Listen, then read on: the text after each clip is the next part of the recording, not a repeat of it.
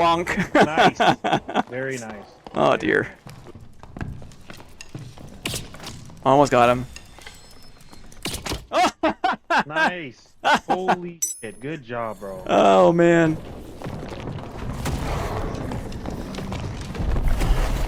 Oh, I missed. I got him trapped. Okay. Yeah, he's dead. Curse got me. Oh, Curse got me. that's beautiful. Oh yeah. Oh, there's two marvelous chests in here. Good luck, man. Good luck. No. You want to do the intro? Hey, Burger? You want to do the intro? No. No. Okay, quick and dirty. We're going to do some combat clips, some melee-focused fighter clips with commentary. Here we go.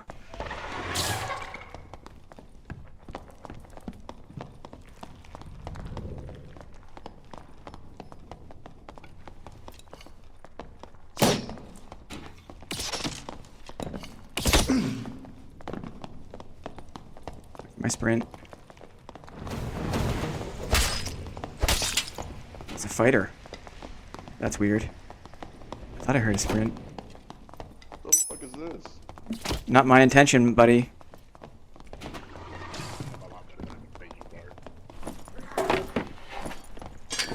Long sword.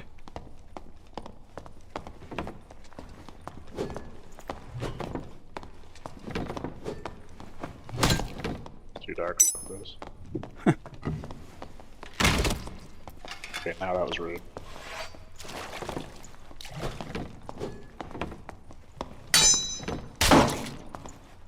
Don't swing on me, bro. Come on.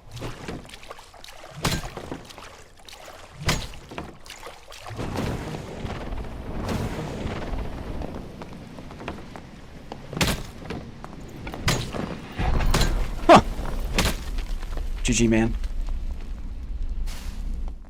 Okay, so we come into this clip, and I'm already fighting a bard, and this had been going on for a little while. I was stalking him, he saw me, I charged at him.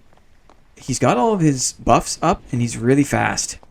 Like, I'm in the mid-roller normals, so it's a unlimited gear cap. This guy has got some serious movement speed, and even with my buckler and my shield mastery, and I think, I'm not sure if I took my chest off yet, but I just can't catch him.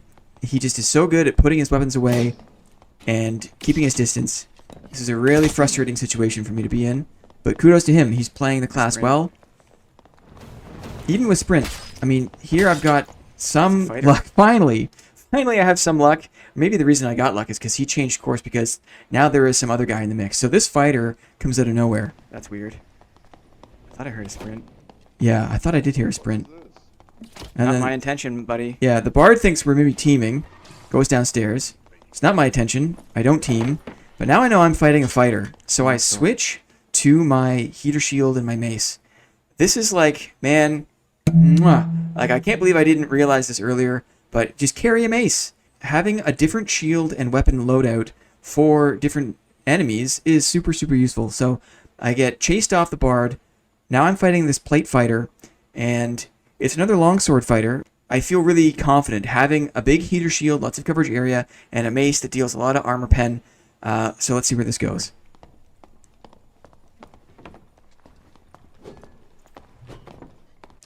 So classic longsword guy, he wants me to attack him. I don't kind of give him that satisfaction, so he reluctantly does a thrust at me, but smartly doesn't follow up, doesn't leave himself exposed. And now he's in parry position, he's just waiting for me to attack.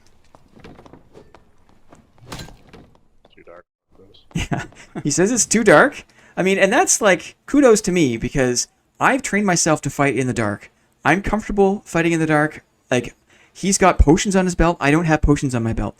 There's all these little advantages in my favor for having a dark space, a dark environment. Players are not used to it. Players are not comfortable with it. And so, and this guy admits it. This is some affirmation. This is some proof that, like, my play style is effective against a lot of people because it's hard to play in the dark. So thanks to this guy for letting me know I'm on the right track. I get a crossbow shot. Now that was And I can thank YouTube comments for encouraging me to start using the crossbow. It has been very useful. Thank you very much. Rude. Okay, so he pulls out his longsword and we're back to melee. He does one swipe, back to parrying. He's smart. He knows the power of the longsword is in the parry riposte. He's waiting for me. He sees my mace, and for a longsword player, I'm sure my juicy mace is like the easiest thing for him to parry. He's just waiting for me to attack so we can parry. And I decide to go for it, to give him the satisfaction. And I do this because he's on an incline. He's higher than me, and I've gotten pretty used to fighting longswords recently. I know I can crouch and look up with my shield, and 50-50 chance I can block his riposte. So I go for it. He scores a hit, which does massive damage, and I'm a little bit frustrated by that. But also, you can hear that I got the block off, so I reset his combo. At a minimum, I reset his combo, right? Don't swing on me, bro. Come on. And then he's kind of chirping me a little bit, which I think is interesting. He's like, come on, why don't you swing on me, bro? Swing on me. So he realizes I'm a bit more patient. I'm not giving him the easy attacks to parry. And so maybe a little bit of vocal aggro will do the trick. Two great hits there. I realize the mace is a slow attack. And so because it swings slow and that hurt box is active, but my mouse sensitivity is still very, very fast. I can swing wide to dodge his parry, and there's about a third of a second towards the end of the attack pattern where my mace is low enough that it's not going to be parried by his sword, and I can jerk my mouse across his body and intersect with his body to score a hit. It's cheesy, and actually for the game Chivalry 2, to prevent that from happening too much, they actually nerfed people's mouse sensitivity when they were mid-swing. So it was kind of a really weird, like in the early playtests of that game, we had full control of our mouse sensitivity, and there's a lot of like stabbing and like wiggling of the mouse. And this Dark and Darker, this game, has not caught up to that yet. I'm not sure if they ever will. So if you were using a mace and you're fighting against a longsword, or in the future any other weapons that can block or parry your attacks, the mace has a slow swing, it's active for a long time, and you can drag that attack to get around the blocks of the opponent. He doesn't like it, he wants to run away. Good on him. I thought maybe let's try the other side. Maybe I can attack to the left and drag it into his head. The first two I did from the right to the left, and that hit his hands or his legs. I wasn't necessarily sure that was going to do the most damage to him. I thought, let's do an experiment. Let's try the left side. And it worked. Huh. Yeah, he did not like it. And so he turned to run, and then showing me his back. Bang. Dead. Huh. So, I think I've talked enough about this, but there are a lot of longswords these days, which is really great to see. And maybe this mace technique can help you get around that really dangerous parry and riposte. Did you get any loot out of it, bro? Because you're the one. Oh yeah, no, I got a sweet cape. He had a Chris dagger. I can sell this Chris dagger. Okay, so now we're gonna think about extract. Yep. And you're gonna follow me. Oh, another team. Okay, I see it. It's a fighter. Stay with me. Let's make some dark behind us here.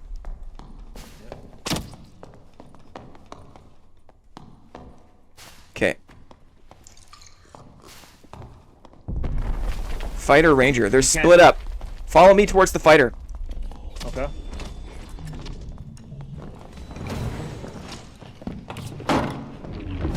Watch out, bro. You're by yourself. Fighter's alone.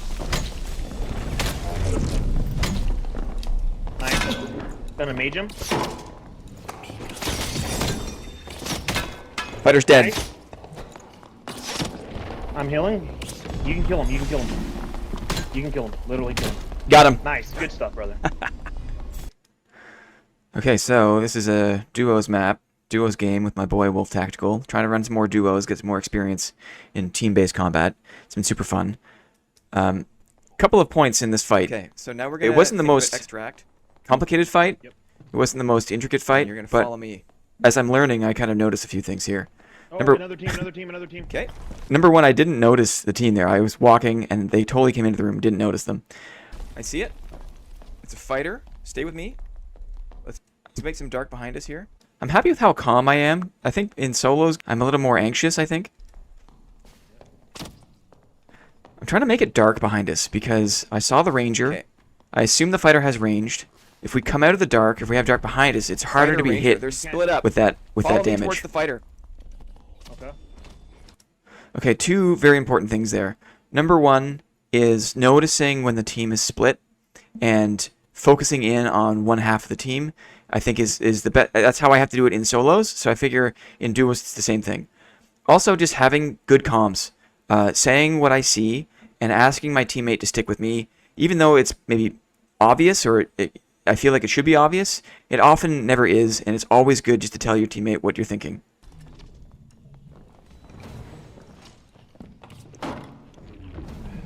Okay, the ranger makes a mistake. He kind of loses his footing. He backs into the cloud of gas. The fighter, we kind of catch on the reload and the potion pop. So we're lucky because I think this fight starts, they're pretty discombobulated. They're split up. We got the jump on them. They decide to fall back. I foolishly trade. That was a bad trade. But chasing them through the open door here was a lot of free hits on the fighter. So because I think we got the drop on them, or because we were able to advance on them in a way they didn't like, they had to abandon their position, show us their backs, and even though I had a sloppy trade with that fighter, I got a bunch of hits on his back as he was retreating, which was really valuable. Good block. Yeah, so Wolf Tactical calls out, I'm going to mage him, so I know that Judgment's coming. I know that the fighter will be slowed after the Judgment and hurt, so that was a really good call out from him. That gave me a chance to loop around and flank the fighter. Fighter's dead. Yeah. I'm healing. You can kill him. Another good call out, good encouragement. Literally kill him. And then I don't know why this ranger stuck around. Maybe he thought he could do more damage, or maybe he thought we were lower than we were. But What's up, brother? that was that. Okay. So to recap, identifying when the team is split up is important.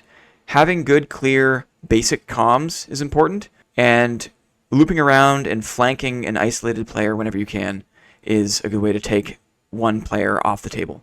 Cool. Okay, I hear fighting.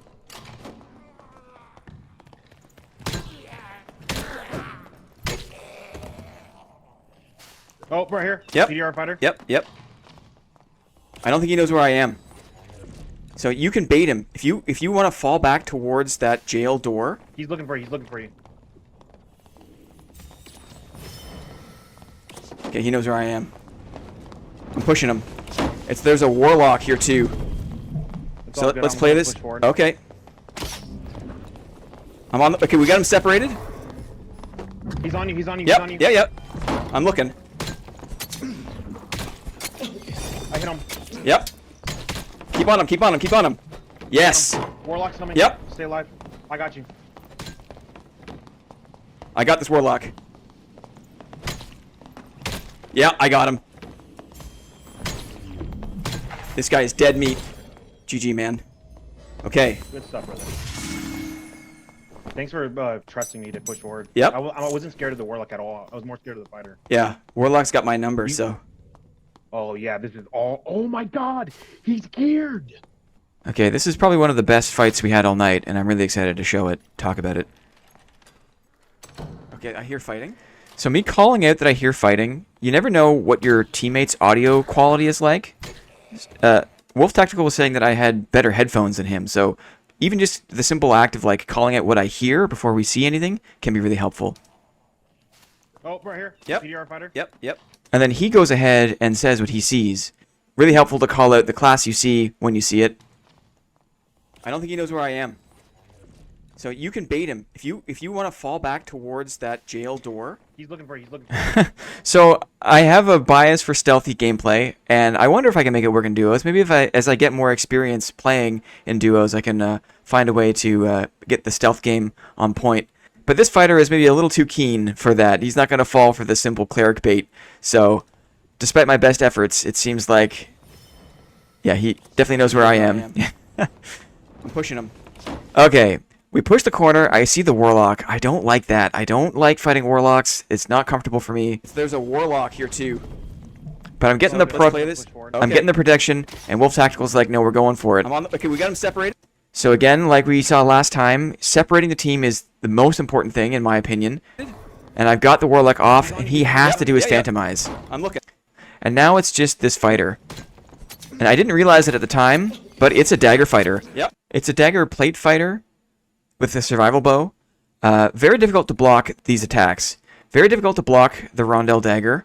They get up very close. They can get around the shield easier than you think.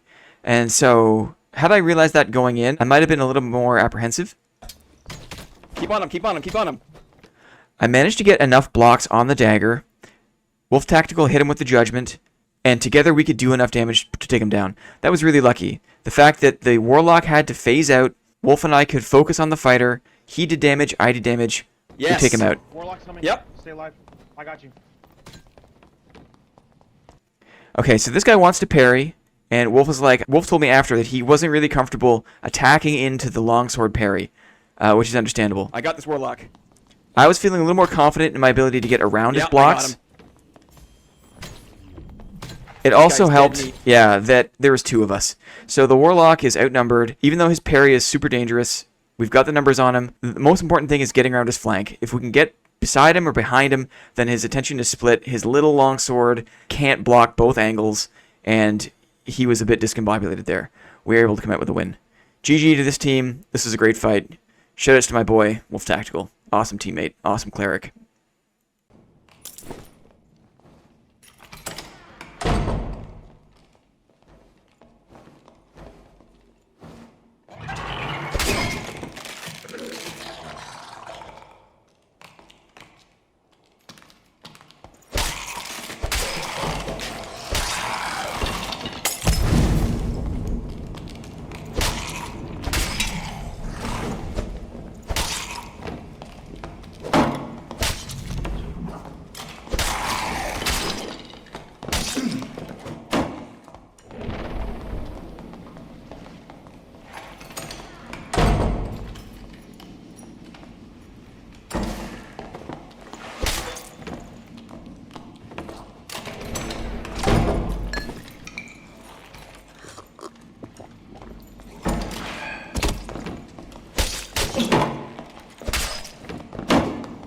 Got him.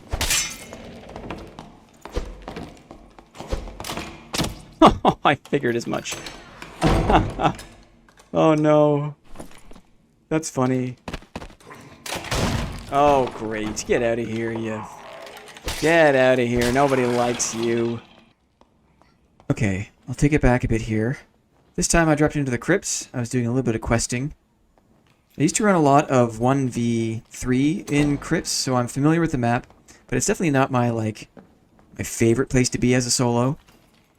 I know that there's some good loot in these stone tombs, so I'm interested in definitely looting this room.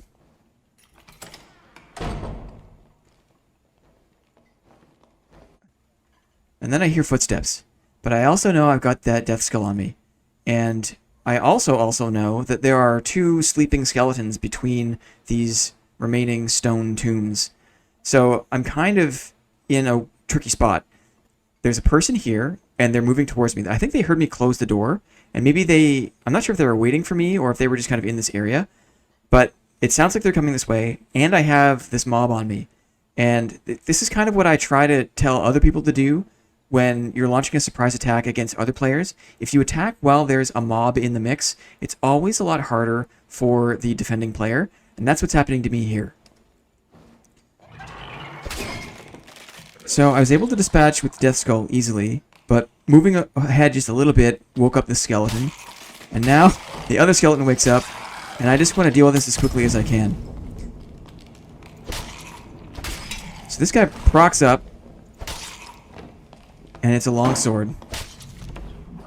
My goal is to just get rid of that skelly, but this guy is all over me. So a stab and a headshot, I'm hurt. I've got to make some space. Thankfully he left the door open. That was a really lucky turn of events. Perhaps that was a strange thing to do, you might think. Why did you turn the lantern off or take time to turn off a lamp mid-fight? And my answer is because every time I have darkness behind me, I feel comforted. That's just my playstyle, but I really do feel like having a bit of dark behind me, it really messes with the confidence of my opponent. Even if my silhouette is obscured 30 or 40% of the time, that's still an extra hurdle they have to go over. And in a better case scenario, if there's more darkness behind me than I think, then it can really mess with their spacing. If they're thrown off a little bit because they can't get a clear picture of where I am in space, maybe they miss a shot, and that one missed shot is all I need to turn the tables of the fight. So that's why I take time to turn off lamps, even in the heat of battle. He rushes in, and then Longsword wants to parry. Again, I'm kind of proud of myself because I'm maturing a bit as a player. Normally, I'd be so tunnel visioned, and I would just see him parrying the longsword, and the only thing I would think is, like, how can I sneak in and attack? How can I hit his head or his hands or his feet? And I would just be attacking. But I'm getting a little more experience, a little bit calmer. I just close the door and have a health pot. He's got mobs behind him now, so the advantage is mine. Let's just heal up a little bit, slow down a little bit, take a breath, and go from there.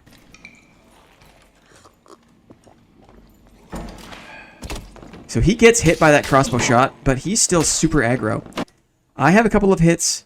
His second wind is still going. I have no idea where this fight's going to go, but I just want to keep blocking and interrupting his combo. Because long swords, it's the first attack is the worst attack.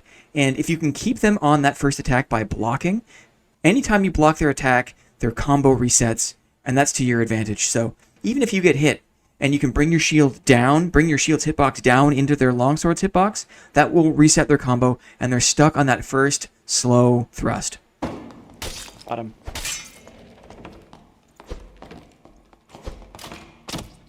I figured as much. Yeah. So another advantage when fighting longswords is because they know their first attack is their worst attack, they want you to attack. The longsword's power is in its parry and riposte. But for that to happen, they need you to attack. Similarly to how, for a sword and shield fighter, a counterattack fighter, we get the advantage when we block first and counterattack most of the time. But we have a little more versatility as a sword and shield fighter. Our arming sword attacks, are very fast and can get very easy headshots. So there's a little more balance or a little more flexibility there, I find, as a sword and shield fighter. The longsword, for the full power of the longsword to be unleashed, they need to have a parry. And so here he is, just kind of like hot and heavy. He's taking damage. He's on the ropes. So he knows the only way out of the situation is if he can parry my attack and combo me to death. And if I just wait, the mob does the work for me. I don't give him the parryable attack, and I win the fight.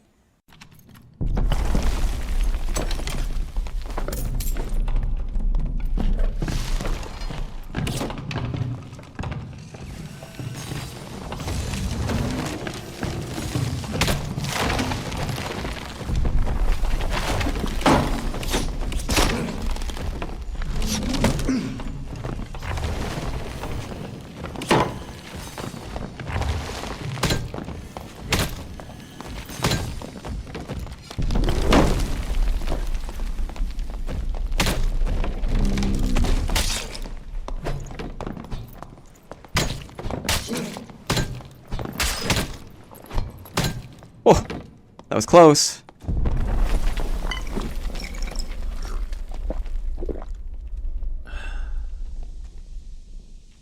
Okay, this clip I dropped into a trio server just because I was feeling a bit spicy. Had a decent round. I was looking to loot this little basement zone and then use the portals and get out. Heard footsteps and then got dropped on by one of the worst things for me to see as a solo, a druid and a ranger. I feel like this duo is a really powerful composition to go against because the druid is so good at controlling movement and locking players in place, and the ranger obviously just does so much damage from a distance. So I'm nervous. I'm worried about this. Plus the druid gets the ad, right? The end or whatever. I'm trying to get out of here. Got stuck on the wall. Trying to block. Okay, and then here's the mistake. whenever you're playing 1vx, if you can isolate another player and burst them down or get them out of the picture, it's to your advantage. This ranger makes a mistake. He loses his positioning or doesn't think carefully about how he's going to move around this basement space. He gets stuck on the lamp, he backs into the pillar, and then thankfully I'm able to get him out of the picture. You can block those end shots. I find that now that there are way more druids and better druids in the game, they rely on that ad to change the fight dynamic. And instead of running, I find that blocking their attacks is pretty straightforward. They come from the kind of the middle out. So you really just need to kind of like point your shield at them and you can block them pretty reliably. And if you can attack them and deal them enough damage, you can get rid of them. And then the druid is kind of like, uh-oh, now what do I do?